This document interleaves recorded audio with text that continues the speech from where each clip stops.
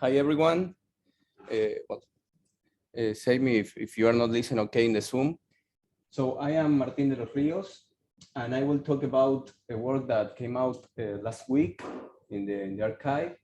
So in this moment, I am doing a postdoc at the IFT in Madrid. And well, this work was in collaboration with Michal Petak from Slovenia, Brian Soldivar here, Nina Bonaventura that is in Denmark, Francesca Calore that is in France, in Annecy, and Fabio Yoko that is in Naples. And the work is about determining the dark matter distribution, the dark matter mass profile in galaxies using some deep learning techniques. So, okay, maybe it's better like this. Good. This is the outline of my talk. As I didn't know the background of all the people that would be hearing the talk, I decided to give just a very brief introduction, just a brief overview of the dark matter problem and also on machine learning techniques. Although maybe there are people here that know much more than me about dark matter and machine learning, but just to have everyone on the same page. Then I will talk about how we construct and how we build the data set that we use for training our machine learning models. And finally, I will talk about the results of our work and well, some conclusions and ideas for future works.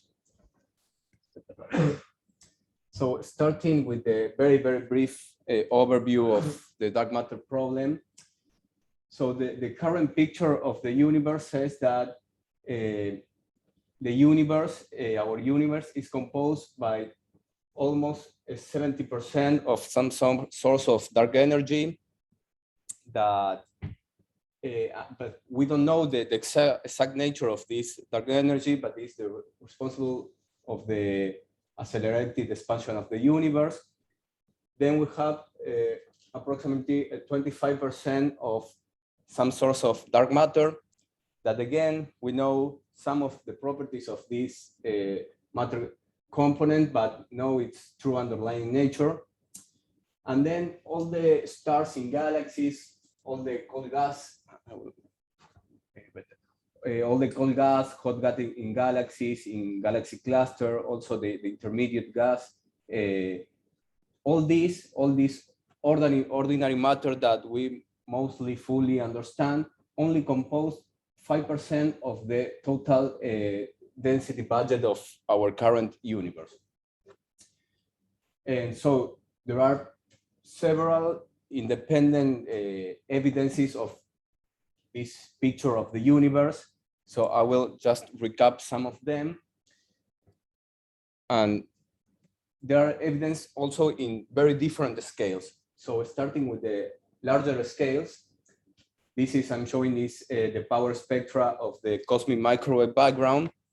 So as you know, the cosmic microwave background is the first light that we can see from the universe. And in this first slide, we can see the primordial anisotropies.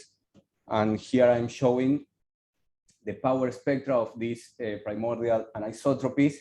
This is actual data. This is what Planck satellite measured.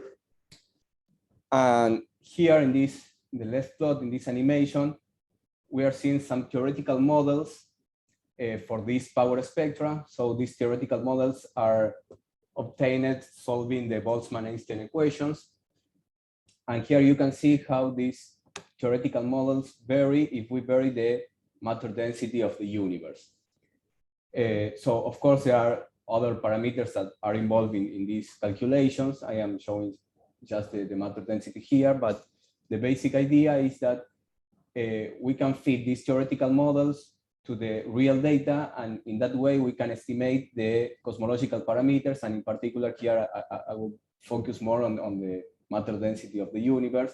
And from here we already can see that we need some source of this dark component, this dark matter.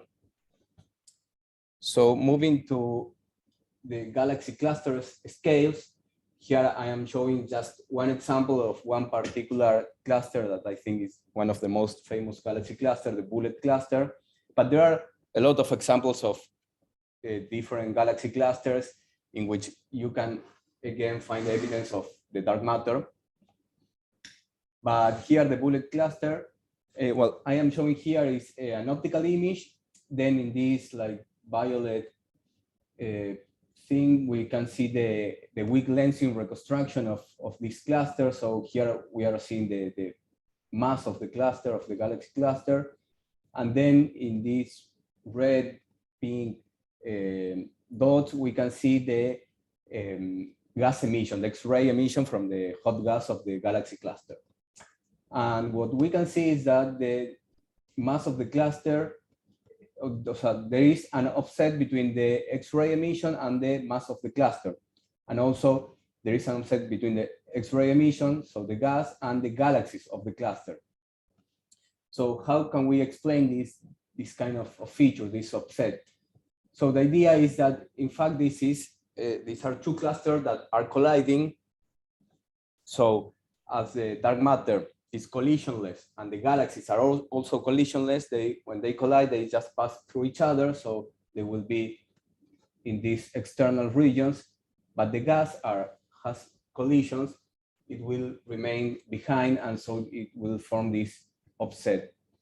So again, this is one nice evidence that we need some source of dark component in order to explain this galaxy cluster. Then moving again to, I think, one of the most famous evidence for dark matter, and one of the first, I am showing here a rotation curve for a spiral galaxy. So here is just the rotational velocity for different radii. And here we can see these dots are the data.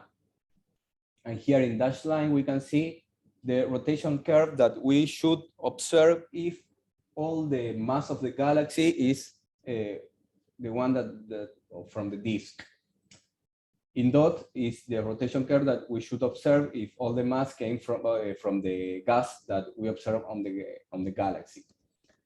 And we can see immediately that the rotation curve that we actually observe has nothing to do with these two rotation curves that we should observe if all the mass is from the disk and from the galaxy, so from the luminous matter.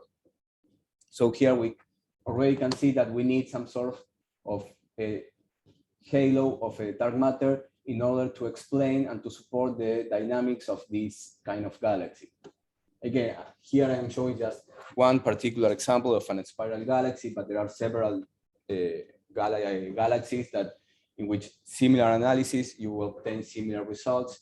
There is evidence for the need of this dark matter supporting the dynamics of this kind of galaxy. There are also similar analysis for elliptical galaxies, in which again you need the dark matter to explain and to support the dynamics of those objects. And finally, here I am showing again is the rotation curve, but now for the Milky Way. So in red dots, it's the data, the actual data of the rotation curve for different tracers. Here in black line and in these gray regions are different baryonic models for the Milky Way. We can see that neither of these baryonic model can explain the actual data that we observe. And here is a bit more clear. Here again, in this lower panel, we can see in black is this baryonic model, in gray all the other baryonic models. And here in red is the phi sigma regions. So we can exclude all these models with more than 5 sigma confidence levels. And so we cannot explain what we observe taking into account only the baryonic matter, the luminous matter that we are observing. So we need some source of dark matter halo in order to explain the dynamics of our own galaxy. And here, in this dashed blue line is just one example of an NFW profile. And adding this NFW profile to the galaxy, we can explain the rotation curve of our own galaxy. So again, this is another evidence on a quite different scale, but again, we need this dark matter in order to explain what we observe. So basically, the current picture of it, yes. Is this done for different galaxies or this is for the Milky Way. But this special is dated for different galaxies? well, you can do this kind of measurement for different galaxies. This kind of measurement with the rotation curve, yes, there are several galaxies with this kind of analysis. And also this is for a spiral galaxy, but also for elliptical galaxies, you can do similar analysis and you will find that in general, but always you need something like this. So you will have your galaxy in the center where you can observe the stars and the gas, but then you need some dark matter halos to support the dynamics of the galaxy that you have. Scale, there was a persistent scale, like 15 or something, no, 7 kiloparsec, no? This black line, no? No, this is just our location on the Milky Way. Yeah, sorry, I forgot to explain that. This is our location on the Milky Way. Oh, okay. And so, as I was saying, this is like the current picture that we have of the galaxies, that we have the galaxies in the middle with all the stars, the gas, and all this is supported by the dark matter halo that we are not seeing, that we are inferring, or we want to infer. And it's exactly this. So we can observe stars, we can observe gas, and using this, we would like to determine what we cannot observe, that is the dark matter halo. This is like our problem, our motivation for our work. So now I will move to a very brief introduction to machine learning, a very brief overview. So machine learning techniques can be divided in three big branches. On one hand, we have unsupervised learning. So unsupervised learning, the idea of unsupervised learning techniques is to find the most important patterns in your data, the most important characteristic of your data. So here we can find, for example, clustering algorithms to find the cluster of observations with similar properties. We can also have some dimensionality reduction techniques that will find like most important directions inside your data. So you can reduce the dimensionality of your data and keep with some parameters that can explain and will have almost all the information of your data. So these are unsupervised learning techniques. Then on the other hand, we have reinforcement learning techniques, that these kind of techniques are mainly designed to learn different tasks. So for example, these kind of techniques are very, very common in these autonomous driven cars or these kind of things. Also, all this machine learning that you heard, that some model play chess or these kind of games in general are trained with these reinforcement learning techniques.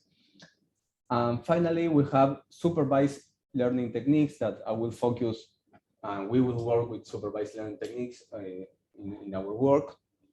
So the main idea of supervised learning technique is try to predict some variables using some other variables as predictors. So these variables that we will use to predict, that are also called features, will be the input of our machine learning model, and the output will be the variables that we want to predict.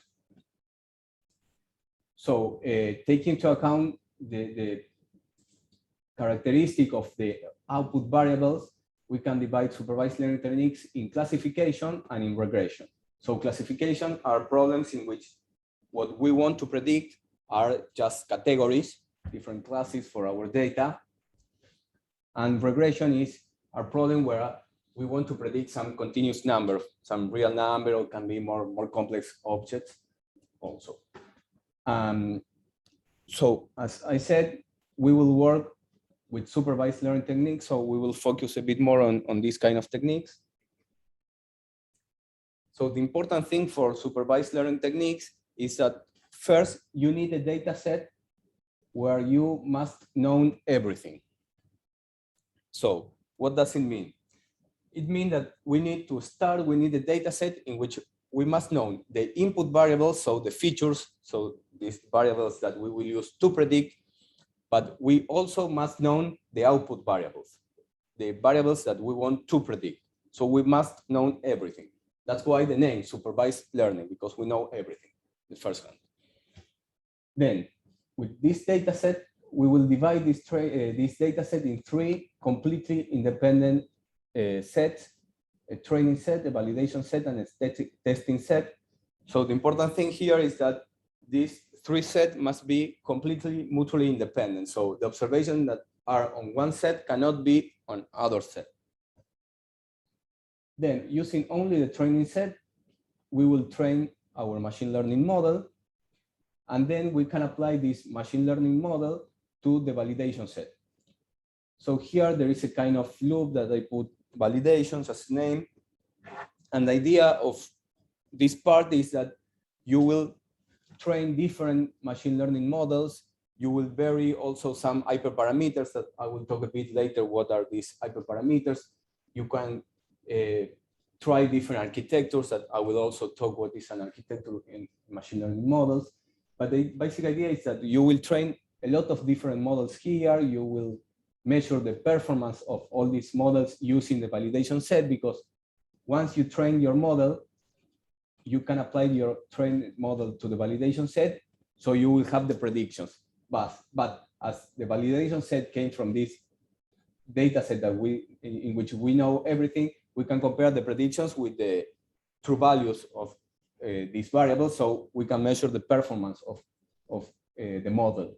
So once you find the best model, you know how it works, then you can apply your model, your final model, to the testing set, again, to have a measurement of the performance, and finally to your real data to predict what you want to predict.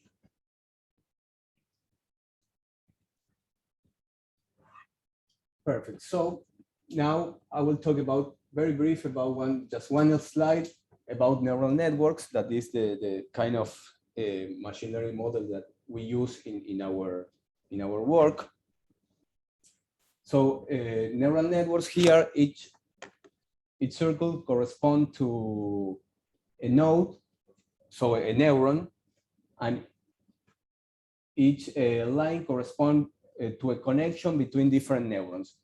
So in general, these neural networks are organized as layers of neurons. So in the first layer, the input layer are just the input variables that we will have in our problem.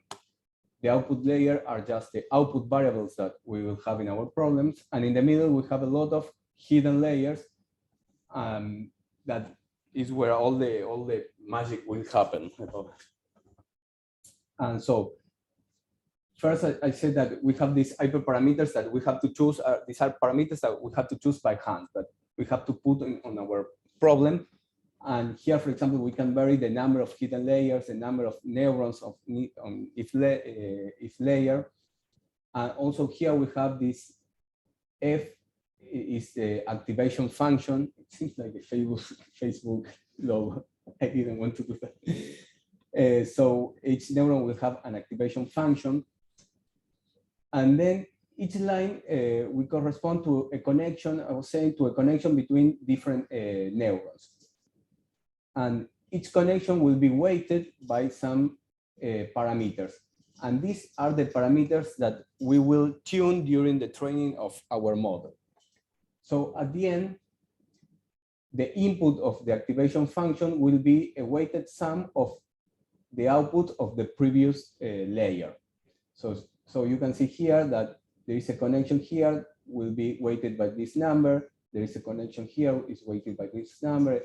And with all the neurons of the previous layer, so the input of this neuron will be just a weighted sum of the output of the previous layer.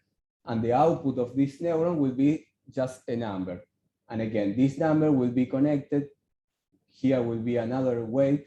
So this number will be connected with this other neuron, and with this neuron. Again, we will have a weighted sum here, and a weighted sum here, and a weighted sum in each neuron. So at the end, we can predict in that way. And these functions are nonlinear. So in this way, we will have like a composition of nonlinear functions. So at the end, we will have a highly nonlinear model that can approximate any function, and we will have our desired prediction. So, well, in the beginning, for the training, remember that I told you that we need this data set in which we know everything. So we will know the input variables, we will put the input variables here, we will make all this computation, we will have some output, some prediction. But as we know the true value of the outputs, we can compare the predictions with the true value, and we will have some loss function that will measure exactly that, the performance of the layer, and then we can try to minimize this loss function doing some algorithm that is called backpropagation that basically goes backwards, and in that way we can then tune the parameters trying to minimize the loss functions that compare the true output with the prediction of the networks. Okay. Now I will talk about deep learning. Again, just one slide of this. Deep learning is just a fancy name for some specific neural networks that were designed for work with images. So basically, before deep learning, when you only have your neural networks, if you want to analyze some image, first you need to make a pre-process of the image and extract some features of the image. And then you will put this feature into your neural network and you will make your classification. So the idea of this deep learning is just a neural network, as you can see here, but the idea is that you can put your input image your image as input to your deep learning model, and the deep learning model will have a part in which it will extract the most important feature of your image, and then it will perform the classification or regression problem. It will make your prediction. This is the basic idea of deep learning. And in order to do this, there are two types of very specific layers that were designed for using images, for analyzing images. And these two are like the basic building blocks of every deep learning model. I mean, there are much more complex things nowadays, but these are, I think, the building blocks of all the models. So the first layer are convolutional layers, and it's a super simple idea. We have our image that is just a matrix of numbers here. Then we have a filter that is a kernel. Here we have an example of a 3x3 kernel. Again, we can choose different number of kernels of different sizes. This is something that we have to choose beforehand. It's some hyperparameter of deep learning. And the basic idea is, so you have this 3x3 kernel, you choose a 3x3 square in your image and perform just a pixel by pixel multiplication. So you will end with this, and then you just sum all these numbers, and this is your output. So then you can move this filter with the same weight. You can move this filter 1 pixel, or in fact, you can move this filter several pixels as you want. This is another parameters that you have to choose.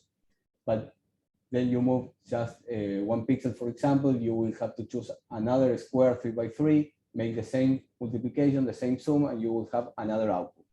So then you can move the filter all through the image, and you will, in this way, you will construct a new output. So here, these weights that are the same for all the image are the weights that you will tune during your training. So the idea of this convolutional network is to find patterns on your image. And then we have the pooling layers that, again, is a super simple idea. You have your image, you can pick a square. Here is an example of 2x2. Then you just pick the max number here, the maximum value, and this will be your output. And the average pooling is exactly the same, but just taking an average of your square, and that will be your output. Again, here you can choose a different size for this kernel, for this pooling.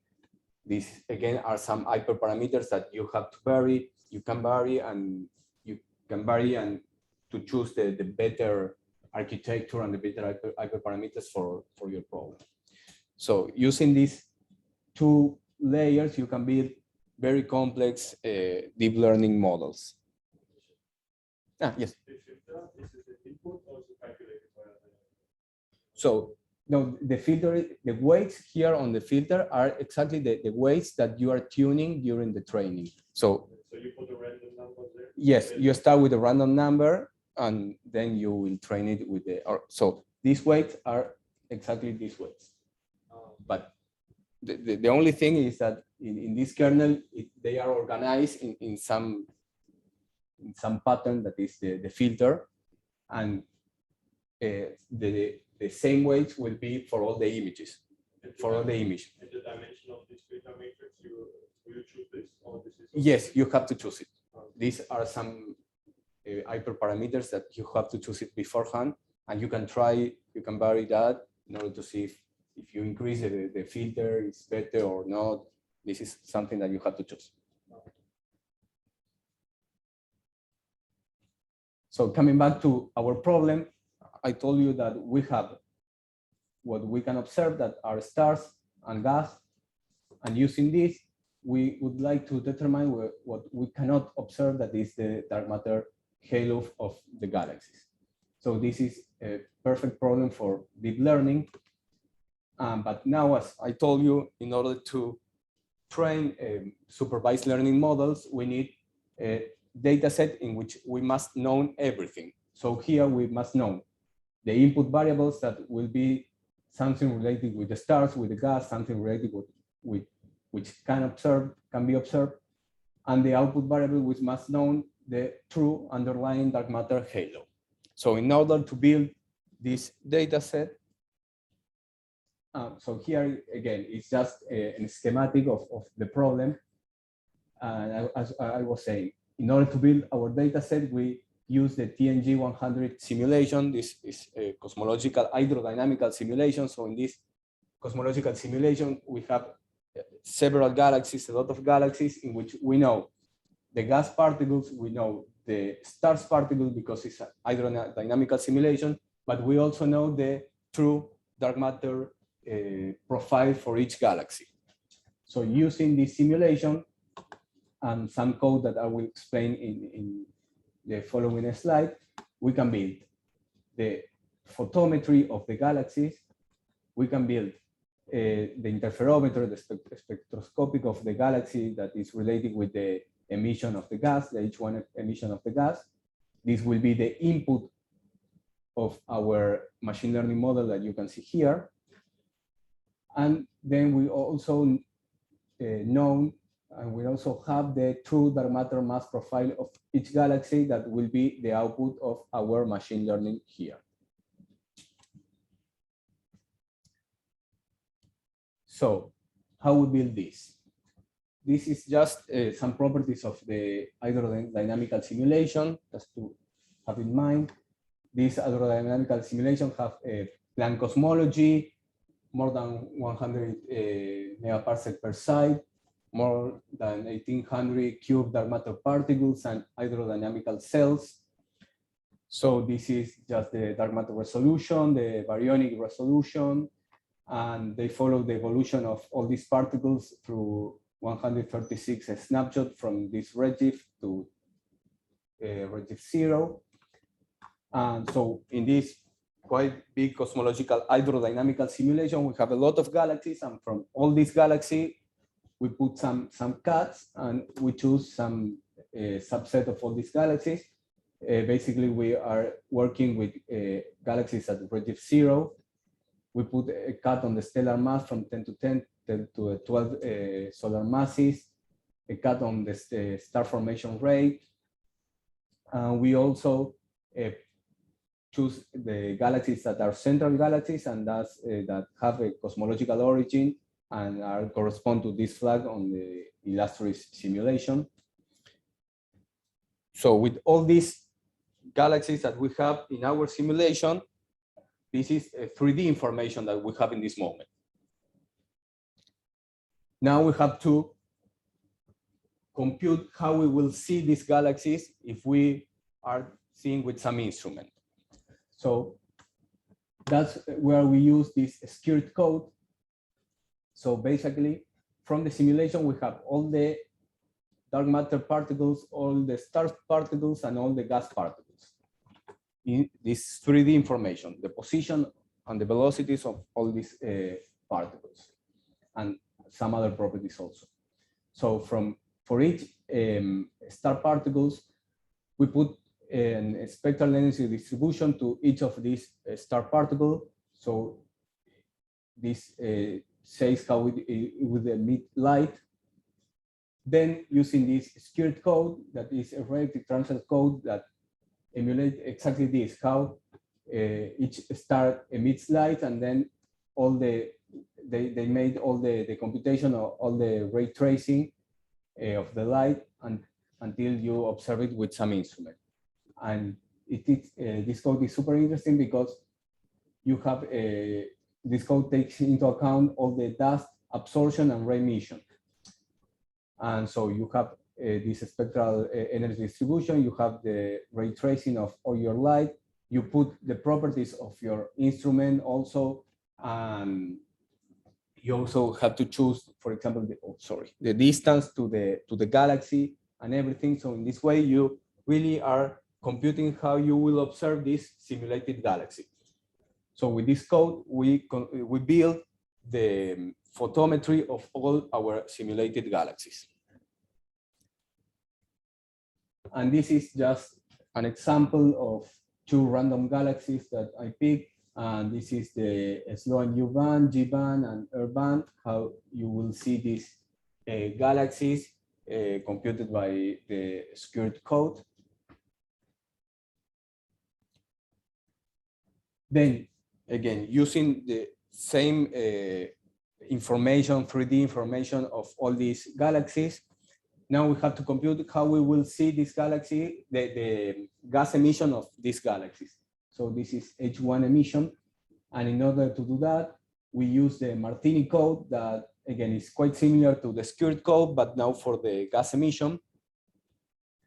So we can compute the full gas emission in the data cube. And from that data cube, we can build the H1 intensity emission, the H1 line of sight, velocity, and the velocity dispersion for the H1. So these maps will have information of the dynamics of each one of our galaxies. So that's how we build our data set.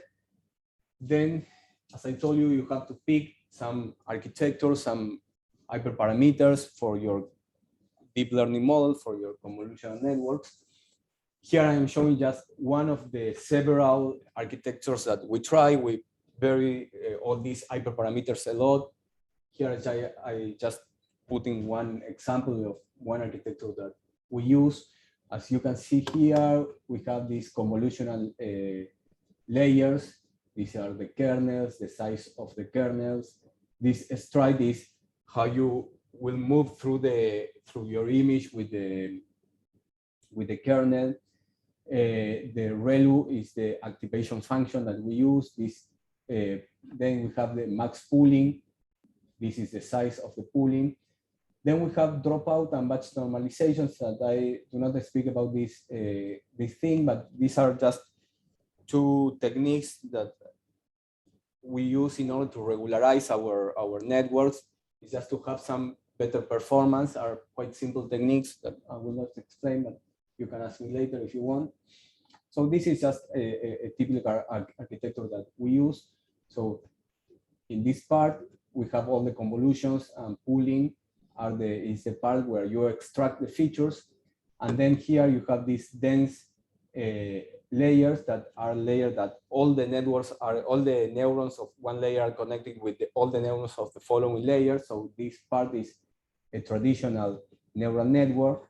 And again, this is the part where you make the classification. And at the end, the output layer will be, here you see 20 numbers that will correspond to the mass enclosed on 20 different radii. So this will be the exact profile, dark matter profile of each galaxy. So again, summarizing, we have the TNG 100 simulation from which we choose all the galaxies.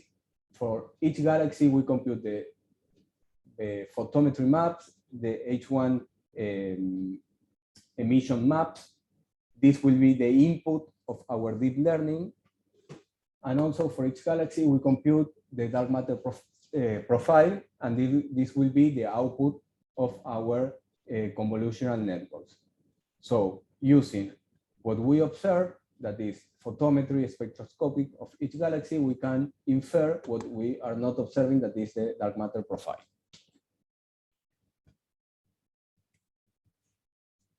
So now the results. Here I am showing it's just the mean square error that is defined here. It's just the predicted mass minus the real mass of the galaxy in each radii, and this is the mean absolute error, that is with the absolute values. Here you can see there are 4 architectures that are growing in complexity. This final architecture is ResNet, is a quite complex network that I didn't explain, but it has much more complex neurons, much more complex layers.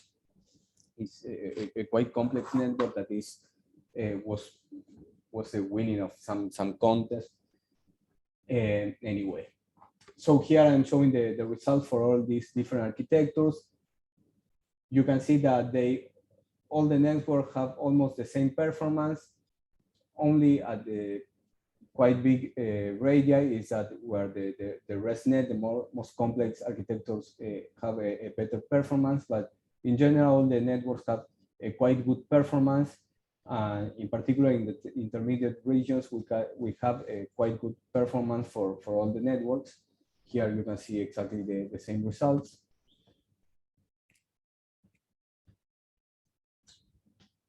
So then we did a quite different analysis. We picked just one of our networks. It's just the architecture B, that is the one that I showed you before. And then the idea was trying to check what happens if we have as an input different things. So before, in these results, we have as an input 3 maps of the photometry and the 3 maps from the H1 emission. Now we said, okay, what happened? What I did. Okay, so now we say, what happens if we have different inputs? So here we can see we have some networks in which we have as an input only the photometry, this orange and red, and these are the networks in which we have the poorest performance. And then we have networks, this black line is where it's a network where we have all the information, is the best, the one with the best performance, of course. And then some networks where we have only the velocity and the dynamics information that have quite good performance also. So what we can see here is that, of course, if we have all the information, we will have a much better performance. But we also found that if we only have the photometry of the galaxies, we still can have quite a good performance and quite a good prediction, even more in the middle regions of the galaxy. So we can have quite good prediction of the full dark matter profiles using only photometry information. And here is just 2 examples of 2 random galaxies of the dark matter reconstructed by us. So we have in the black line is the true dark matter profile. In blue points are the dark matter profile reconstructed with only using photometrical information. These orange dots are the dark matter profile reconstructed with all the information. And you can see here, well, the reconstructing profile is quite good. And well, the errors here, the error bands were computed also using some bootstrap techniques. So again, we can see that the reconstructed profile is inside the error bars, and it's quite good, even using only photometric information. And finally, we build these sensitivity maps. The idea of this analysis was trying to understand a bit more what is the deep learning doing. So basically, we compute here is just the derivative of the output. Is y is the output of the network. So it's the derivative of the output with respect to the input. These are the pixels. So the idea of this sensitivity map is to find the pixels that have more information for a given output. So here I am showing the results when the output is the mass enclosed in 6 kiloparsec. And this is the sensitivity map for the H1 velocity and for the Y band of the SLOAN. So here I'm showing, in this case, is the velocity, the H1 velocity map, and overlap to this map, we put this sensitivity map that is just these derivatives. So here you can see in this like gray is the sensitivity map, in these gray shaded regions. So here you can see the external regions that are like more gray, more white, are pixels with a very low sensitivity. And in the middle regions that we can in fact see the map that is below are pixels with a high sensitivity. And in this case, it's exactly the same, but the image that is below is just the SLOAN I band. So again, we can see that the pixels on the external regions are has almost no information, and the pixels of the internal regions are the pixels with a higher sensitivity, so more information about the mass enclosed in 6 kiloparsec. Also, it's interesting to see that these sensitivity maps are picking the morphology of the map, or the morphology of the galaxy. Then also here is the same idea, but now for the mass of enclosing 48 kiloparsec, and we can see exactly the same, that the pixels with high sensitivity, so high information, like follow the morphology of the galaxy. And also we see that now the pixels in external regions have more information. So it's what we were expecting, that pixels in these external regions now are starting to have a higher sensitivity, higher information, because we are estimating the mass enclosed in a higher radius. So these were the results of our work, and some conclusion of our work. So our algorithm is able to reconstruct the dark matter profile with a high performance throughout the extension of all the galaxy. Some numbers, so this performance is highest in the intermediate regions with a mean square error below 0.2 when using all the information, and below 0.3 when using only the photometrical information. Then this is quite important. Our reconstruction of the dark matter profile is completely data-driven. And in no part of our work, we assume any shape or any formula for the dark matter profile. Then also, in no part of our work, we assume any morphology for the galaxy or anything like that. So our method is applicable to different type of galaxy without any assumption. The results that we achieved here were obtained with galaxies with masses between 10 to the 10 and 10 to the 12 solar masses, but this methodology can be extended to a broader mass range. And for future work, that is, well, current work also, we would like to make a comparison with the dark matter profile obtained through some other techniques, like for example, like studying the rotation curve, that we are doing this in this moment. I hope we can submit these results quite soon. Then we will also like to study the robustness of our results to different cosmological simulations. So to try what happens if we change now the hydrodynamical simulation, not using the illustrative, but using other simulation. Finally, we would like to apply our results to a set of real galaxies and compare with the results of some other estimations. So that's all. Thank you very much.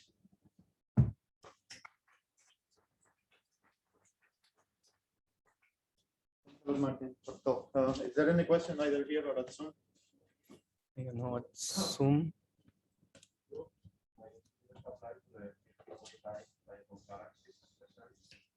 No, we didn't.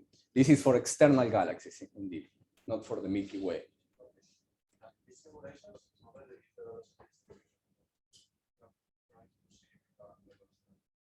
Sorry, what? Some of the simulations.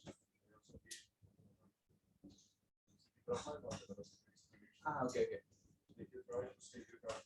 No. We didn't try to with the velocity distribution. We are only estimating the dark matter mass profile. But that's quite interesting idea also, yeah. Oh, so you're estimating the velocity distribution of that matter. Yeah, we didn't try, but it's quite sure. Quite nice. The detection, these kind of things. I don't know if in Zoom there is any other question. Yes.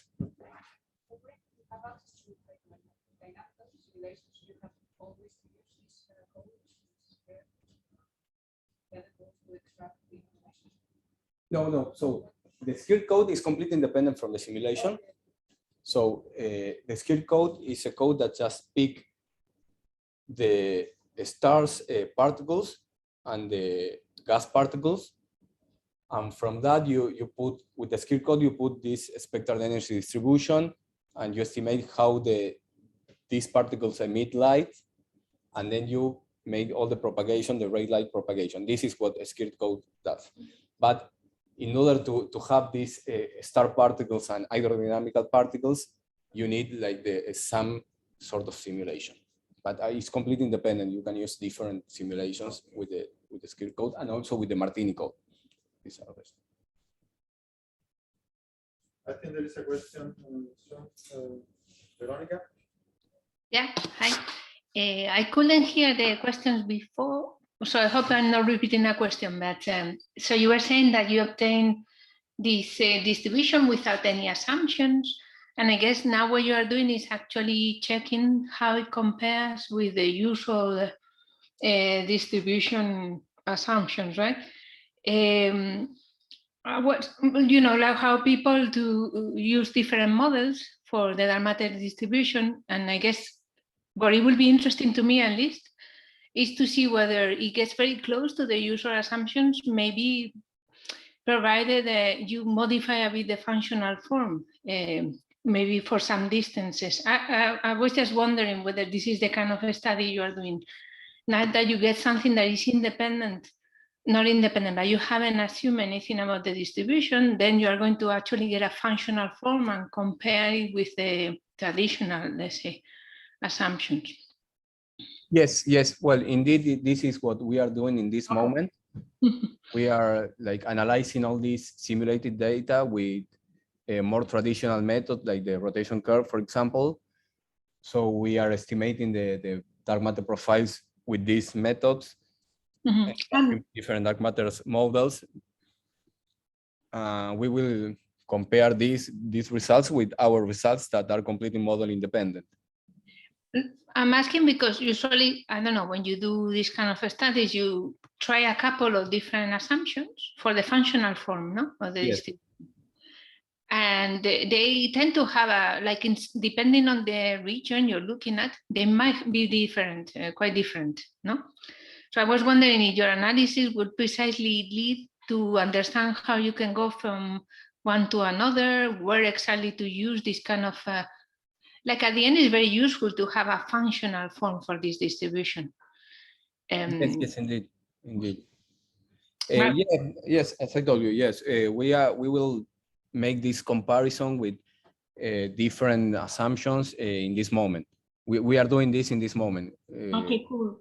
Just to say, it would be nice to see precisely an analytical form, like maybe a leading order is precisely like the usual traditional equation, but you supplement this equation with, let's say, next to leading effects that only are important in particular regions or in particular situations. Indeed, yes, that would be nice. Well, good luck. Thank you.